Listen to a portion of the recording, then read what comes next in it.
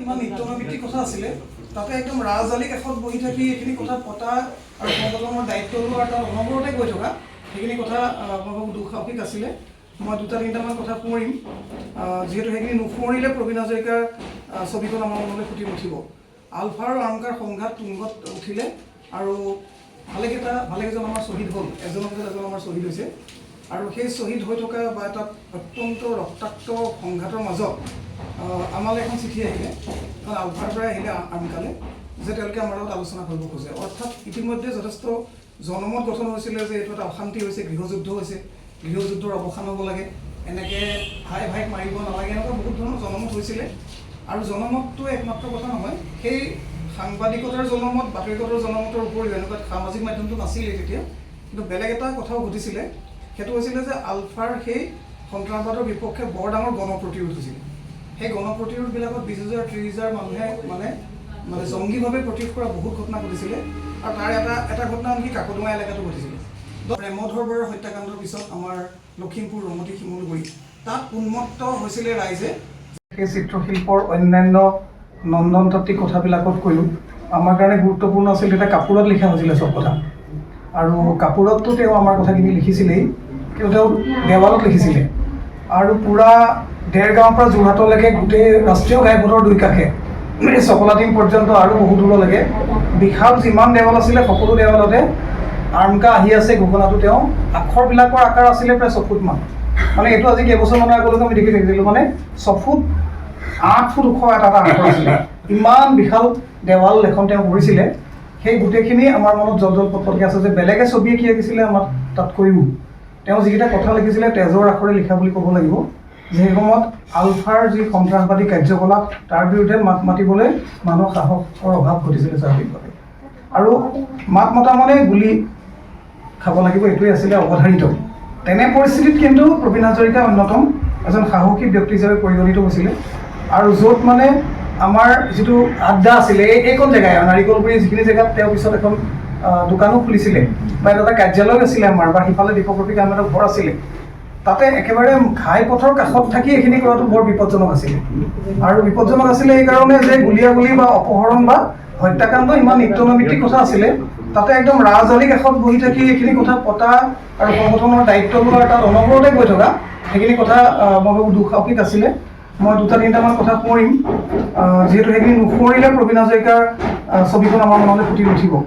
আলফা আৰু আৰংকাৰ সংঘাত তুংগত উঠিলে আৰু ভালেকেইজন আমাৰ শ্বহীদ হ'ল, এজনৰ পিছত এজন আমাৰ শ্বহীদ হৈছে। আৰু সেই শ্বহীদ হৈ থকা বা এটা অত্যন্ত ৰক্তাক্ত সংঘাতৰ মাজত আমালৈ এখন চিঠি আহিলে, কাৰণ আলফাৰ পৰা আহিলে আৰংকালে, যে তেওঁলোকে আমাৰ লগত আলোচনা কৰিব খোজে। অৰ্থাৎ ইতিমধ্যে যথেষ্ট জনমত গঠন হৈছিলে যে এইটো এটা অশান্তি হৈছে, গৃহযুদ্ধ হৈছে, গৃহযুদ্ধৰ অৱসান হ'ব লাগে, এনেকৈ ভাই ভাইক মাৰিব নালাগে, এনেকুৱা বহুত ধৰণৰ জনমত হৈছিলে। আৰু জনমতটো একমাত্ৰ কথা নহয়, সেই সাংবাদিকতাৰ জনমত, বাতৰিকাকতৰ জনমতৰ উপৰিও এনেকুৱা সামাজিক মাধ্যমটো নাছিলেই তেতিয়া, কিন্তু বেলেগ এটা কথাও ঘটিছিলে। সেইটো হৈছিলে যে আলফাৰ সেই সন্ত্ৰাসবাদৰ বিপক্ষে বৰ ডাঙৰ গণপ্ৰতিৰোধ হৈছিল। সেই আমিবোৰে এই সংগ্ৰামখন জপিয়াই পৰিছোঁ, যিখন সময়ত আমাক লৈ আহিছিল, আমাৰ চামটোক লৈ আহিছিল, মনোজ আমাক লৈ আহিছিল ৰফিক আহমেদ আৰু প্ৰবীণ হাজৰিকাই।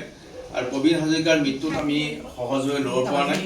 আৰু তেখেতসকল কৈছিল যে দিনৰ ভাগত হোৱা হ'লে তেখেতৰ শ্মশানত তেখেতসকলে উপস্থিত থাকিলেহেঁতেন, কিন্তু আমি ৰাতি হোৱাৰ বাবে সকলো আহিবলৈ অসুবিধা হ'ল।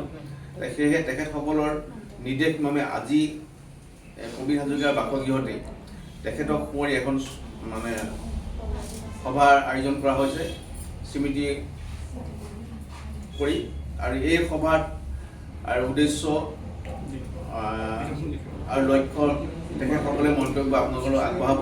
আশা কৰিছোঁ তেখেতসকলৰ বহুমূলীয়া বক্তব্য আপোনালোকে শুনি আৰু প্ৰবীণ হাজৰিকাৰ আত্মাৰ চিৰ শান্তিৰ কাৰণে আপোনালোকে নেদেখাজনৰ ওচৰত প্ৰাৰ্থনা জনাব, তাৰ কামনা কৰিম। ধন্যবাদ। আৰম্ভণিহে কৰে। এই মুহূৰ্তত মোৰ এটা কথা মনলৈ আহিছে, মৃত্যুটো এক শিল্প। সঁচাকৈ দাদাৰ এই কৰ্মৰাজিৰ বিষয়ে আজি জানিব পাৰি আমি নথৈ আহ্লাদিত হৈছোঁ আৰু বহু কথা উমান পালোঁ। সেয়েহে এই অনুষ্ঠানভাগী আগভাগ লৈ আপোনালোকে অৱগত কৰালে তাৰ কাৰণে আপোনালোকৰ ওচৰতো আমি কৃতজ্ঞতা জনাইছোঁ। আৰু দাদাৰ বিষয়ে কি ক'ম, আচলতে দাদা মোৰ মনত এগৰাকী মিতভাষী আৰু সমাজ শুৱনি আৰু অগ্ৰজ হ'লেও যিজনক বিনা দ্বিধাই আমি কথা ক'ব পাৰিছিলোঁ। সমাজৰ এভাগী নামঘৰ আছে আমাৰ চৌহদৰ ভিতৰতে। দাদাই যেতিয়া নামঘৰলৈ আহে, যদিও সৰু, দাদাই সদায় মাত লগাই আহে, মণি নামঘৰলৈ আহা আকৌ।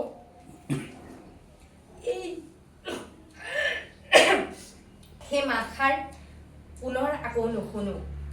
আৰু নামঘৰলৈ অহাৰ পাছত ধেমালিও কৰে বোৱাৰী, যদিও যিটো মানে আচলতে আমাৰ সমাজ ব্যৱস্থাত যিটো ভয় ভাৱ থাকিব লাগে, শ্ৰদ্ধা ভক্তি আমাৰ ভিতৰত আছে, কিন্তু দাদাই আমাক খুব সুন্দৰভাৱে কিবা ভুল কৰিলেও খুব ধুনীয়াকৈ বুজাই দিয়ে। নামঘৰত আমাৰ কেতিয়াবা শৰাই থাকিলে, শৰাই বা কিবা অনুষ্ঠান থাকিলে আমাৰ বিভিন্ন ধৰণৰ আলোচনাবিলাক হয়। তেতিয়া দাদাহঁতৰ পৰা বহুত কথা জানো, তাৰ মাজতো কিন্তু আমাৰ সৰুসকলকো তেওঁ মানে অগ্ৰাধিকাৰ দিছিলে। মোৰ মনত পৰে,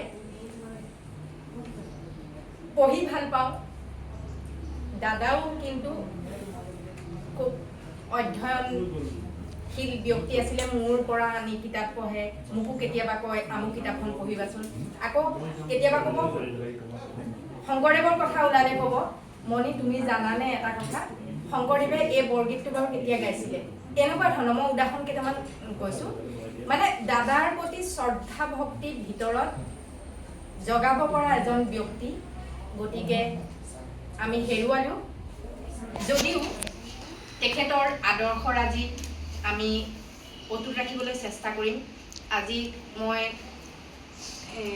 এইখিনিতে বহি বহুত কথা মানে শিকিলোঁ। মোৰ নিজৰ শহুৰ দেউতা, মোৰ খুৰা শহুৰ আদিত্য হাজৰিকা, মোৰ বৰদেউতা হেমন্ত হাজৰিকা, তাৰপিছত জীৱেশ্বৰ হাজৰিকাকে প্ৰমুখ্য কৰি সকলো ব্যক্তিৰ যিখিনি ব্যক্তিত্ব, মই আচলতে এই পৰিয়ালটোৰ এগৰাকী বোৱাৰী হৈ মই সঁচাকৈ, মই আগৰ কিবা অনুষ্ঠানতো মই গৈছোঁ প্ৰসংগক্ৰমে, সঁচাকৈ মই গৌৰৱ অনুভৱ কৰোঁ। এই ইতিহাস প্ৰসিদ্ধ পৰিয়ালটোৰ এগৰাকী সদস্য হিচাপে যদিও মই বোৱাৰী হৈ আহিছোঁ, তথাপি মই সঁচাকৈ গৌৰৱ অনুভৱ কৰোঁ। আৰু কি ক'ম, আপোনালোকৰ বিভিন্ন ক্ষেত্ৰৰ মাধ্যমেৰে আমিও সমাজপ্ৰিয়, সমাজত সামাজিক কাম কাজৰ লগত জড়িত হৈ ভাল লাগে। বিভিন্ন ক্ষেত্ৰৰ মাধ্যমেৰে আপোনালোকো আগবাঢ়ি যাওক। আপোনালোকৰ মতাদৰ্শ, আপোনালোকৰ আদৰ্শ কথা আজি বহুতখিনি জানিলোঁ। গতিকে আপোনালোকো হাতে হাত মিলাই নৱপ্ৰজন্মকো আগুৱাই লৈ যাওক। আপোনালোকৰ শুভেচ্ছা থাকিলে পুনৰবাৰ মই দাদালৈ সশ্ৰদ্ধ প্ৰণাম নিবেদন কৰি মোৰ ক'বলগীয়াখিনি সামৰণি মাৰিছোঁ। আজি দেৰগাঁৱৰ নাৰিকলগুৰিত প্ৰয়াত আমাৰ সতীৰ্থ, আমাৰ সকলোৰে শ্ৰদ্ধা আৰু মৰমৰ শিল্পী আৰু সংগ্ৰামী প্ৰবীণ হাজৰিকাৰ ঘৰত আমি সমবেত হৈছিলোঁ।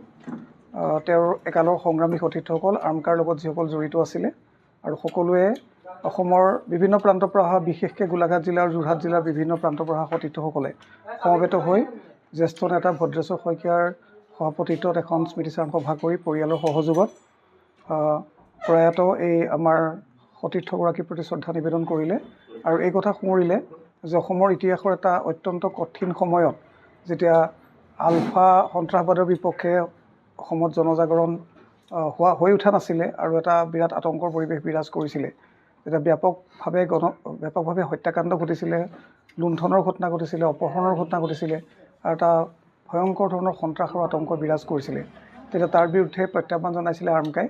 আৰু দেৰগাঁৱৰ এই নাৰিকলগুৰি প্ৰবীণ হাজৰিকাৰ ঘৰৰ ওচৰ পাজৰৰ এলেকাটো সেই প্ৰতিৰোধৰ এটা অন্যতম দুৰ্গ হিচাপে বিবেচিত হৈছিলে। আজি উপস্থিত আছিলে অধ্যাপক পদ্মলোচন নাথ, কবি অতুল শইকীয়া, আমাৰ গোলাঘাট জিলাৰ বিভিন্ন বিপ্লৱী যুৱ লীগৰ একালৰ সভাপতি সুশীল ফুকন ডাঙৰীয়া, ঝাৰখণ্ডী আদিবাসী সংগ্ৰাম পৰিষদৰ জিলা সভাপতি বিন্দু গঞ্জু ডাঙৰীয়া, অসম মজুৰি শ্ৰমিক ইউনিয়নৰ নেতাসকল, আৰ্মকাৰ নেতা ভূপেন ফুকন বিশিষ্ট শিক্ষাবিদ, পৰাগ পৱন শৰ্মা বৰা, আমি দীপক ৰফিক আহমেদ, যিজন তেওঁৰ একেবাৰে ঘনিষ্ঠ প্ৰতিবেশী আৰু সহকৰ্মী সতীৰ্থ আছিলে, এই সকলোৱে পৰিয়ালবৰ্গৰ সহযোগত পতা এই সভাত এই স্মৃতি ৰোমন্থন কৰিলে যে সেই কঠিন কঠোৰ সময়ত আলফাৰ বিৰুদ্ধে প্ৰত্যাহ্বান হিচাপে লৈ আলফাৰ আতংকত ভীত সন্ত্ৰস্ত নহয় এই নাৰিকলগুৰিৰ এই ওচৰৰে নাৰায়ণ শৰ্মা স্মৃতি পথাৰত 5,000 মানুহৰ বিশাল সমাৱেশ সংগঠিত কৰাত প্ৰবীণ হাজৰিকাৰ ভূমিকা আছিলে।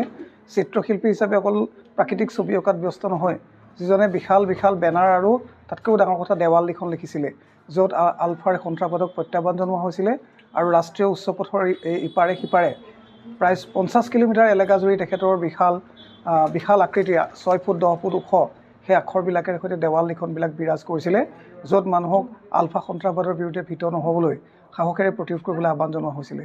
আজি অসমৰ ইতিহাসৰ এটা সংক্ৰান্তি সময় আহিছে, সেই পৰ্যায়ৰ শেষ হ'ল, কিন্তু আজি সেই তেতিয়াৰ উগ্ৰজাতীয়তাবাদী সন্ত্ৰাসবাদীবিলাকে হিন্দুত্ববাদত চামিল হ'ল। আজি অসমত অন্য এক আতংকৰ পৰিৱেশ আকৌ বিৰাজ কৰিছে, তাৰ বিৰুদ্ধে প্ৰেৰণা দিয়ে প্ৰবীণ হাজৰিকাই, আৰু প্ৰবীণ হাজৰিকাক সোঁৱৰাৰ লগতে আজি সমবেত সকলোৱে অতি সোনকালে তেওঁ আৰু তেওঁৰ আন এজন সতীৰ্থ মনিন বৰাৰ সোঁৱৰণত এই দেৰগাঁৱক কেন্দ্ৰ কৰি এখন আলোচনা চক্ৰ আৰু ভৱিষ্যতৰ সংগ্ৰাম, শিক্ষা বচোৱাৰ সংগ্ৰাম, অসমক বচোৱাৰ সংগ্ৰামত জড়িত হ'বলৈ সকলোকে আহ্বান জনায়, আৰু প্ৰবীণ হাজৰিকাৰ সেই স্মৃতিয়ে আমাক অনুপ্ৰাণিত কৰি থাকিব, এই আশাৰে এই সভা শেষ হয়। এতিয়া আচলতে আমাৰ যিটো শাসক পক্ষ তেওঁলোক ধৰা পৰি গৈছে, তেওঁলোকে আচলতে যে শাসন চলোৱাৰ সুবিধাৰে সকলো প্ৰকাৰৰ লুণ্ঠন আৰু অসামাজিক কাম কাজত জড়িত এচাম লোকৰহে সমষ্টি, তাতকৈ বেলেগ একো নহয়, সেই কথাটো স্পষ্ট হৈ পৰিছে। কাৰণ এই কথাখিনি কোনোবাই উদং কৰি দিয়ে বুলি তেওঁলোকে বৰ ভয় খাই থাকে, অনবৰতে ভীতিগ্ৰস্ত হৈ থাকে, সকলোকে সন্দেহ কৰি থাকে। সেইকাৰণে এজন সাংবাদিকে এটা বেংকত হৈ থকা অনিয়ম সম্পৰ্কত কিবা সুধিবলৈ গৈছে, তেওঁলোকে ইমান ভয় খাইছে যে ক'ৰবাত এফালে যদি খহি যায় তেনেহ'লে তেওঁলোকৰ সমস্ত দুৰ্গটোৱে খহি যাব। গতিকে এইটো হৈছে শেষ ৰক্ষা। ইয়াৰ পৰা এইটো কথা প্ৰমাণ পোৱা যায় যে তেওঁলোকে অত্যন্ত ভয় খাইছে, আৰু এই ভয় খোৱা পক্ষবোৰ স্থায়ী নহয়, আৰু এওঁলোকে যিটো চলাই আছে সেই চলাই থকা বস্তুটো গাৰ জোৰেৰে আৰু আৰক্ষী নাইবা প্ৰশাসনৰ দৰে চলাইছে। আজি যদি ক্ষমতা বোলা বস্তুটো তেওঁলোকৰ পৰা বিয়োগ কৰি দিয়া যায়, তেওঁলোক একোটা শূন্যত পৰিণত হ'ব। ছাৰ, আৰু এটা কথা দেখা যায় যে সাংবাদিকৰ অৱস্থা ভাল বা সাংবাদিকৰ গাড়ী বা এই ক্ষেত্ৰতো এটা সাংবাদিক ধনী হ'ব নোৱাৰে নেকি? কি আপুনি? ডাঙৰ কথাটো হৈছে কি, অসমত সাংবাদিকতাটো এতিয়াও এটা পেচা হৈ উঠিব পৰা নাই। একাংশ সাংবাদিকে হয়তো ডাঙৰ ডাঙৰ গোষ্ঠীত কাম কৰি কিবা কেইটামান পাইছে, বেছিভাগ সাংবাদিকেই খুব নামমাত্ৰ পাৰিতোষিক পায়, তেওঁলোকৰ যিটো ইনকাম বা আয় সেইটো যথেষ্ট কম, তাৰে পৰিয়াল এটা তাৰে মানুহ এটা চলিব নোৱাৰে। গতিকে সাংবাদিকতাৰ উৎসাহী বা ইণ্টাৰেষ্ট থকা বহুতেই জীৱিকাৰ কাৰণে বেলেগ ব্যৱসায় বাণিজ্য কৰিছে আৰু কৰি আছে, সেইটো একো ডাঙৰ কথা নহয়। কাৰণ কোনখন কাগজে বা কোনটো চেনেলে এটা পৰিয়ালৰ প্ৰয়োজন হ'ব পৰাকৈ এজন সাংবাদিকক আচলতে দিব পাৰিছে, বা সেই গ্ৰুপবিলাকৰ ইনকামো সিমান নহয়। স্বাভাৱিকতেই সাংবাদিক একোজনে যদি এটা নীতিগতভাৱে কোনো ধৰণৰ অন্যায় নোহোৱাকৈ কিবা এটা বেলেগ পেছাত ব্যৱসায় বাণিজ্যত জড়িত আছে, সেইটো তেওঁৰ অধিকাৰৰ ভিতৰত পৰে, তাক প্ৰশ্ন কৰাৰ কাৰো অধিকাৰ নাই। এজন মন্ত্ৰীয়ে কেনেকৈ, তেওঁতো আচলতে মন্ত্ৰীহে, প্ৰশাসন চৰকাৰীভাৱে তেওঁ জনপ্ৰতিনিধি, তেওঁ যদি কোটি কোটি টকাৰ মালিক হ'ব পাৰে, তেওঁৰ পত্নী পুত্ৰ আৰু বিভিন্নজনৰ নামত যদি নানা ধৰণৰ ব্যৱসায় থাকিব পাৰে, তেতিয়াহ'লে সাংবাদিক এজনৰ নামত কিয় নোৱাৰিব?